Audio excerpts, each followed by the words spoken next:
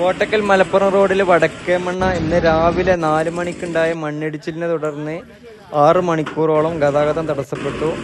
നാട്ടുകാരും ഫയർഫോഴ്സും സന്നദ്ധ പ്രവർത്തകരും ERF അംഗങ്ങളും എല്ലാവരും കൂടി ചേർന്നിട്ട് ഗതാഗതം പുനഃസ്ഥാപിക്കാൻ വേണ്ട പരിശ്രമങ്ങളെല്ലാം നടത്തി.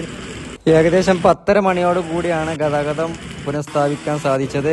രാവിലെ മുതൽ നിർത്താതെ പെയ്യുന്ന മഴ കാരണം റോഡ് ക്ലീനാക്കുന്നതിന് ചെറിയ പ്രയാസം അനുഭവപ്പെട്ടെങ്കിലും അതൊന്നും വകവെക്കാതെ ഫയർഫോഴ്സും നാട്ടുകാരും പോലീസും മറ്റ് സന്നദ്ധ പ്രവർത്തകരും നാട്ടുകാരും എല്ലാവരും കൂടി വേണ്ട കാര്യങ്ങളെല്ലാം വളരെ പെട്ടെന്ന് ചെയ്തതുകൊണ്ട് 10:30 മണിയോടുകൂടി നമുക്ക് റോഡ് ഓപ്പൺ ആക്കാൻ സാധിക്കും.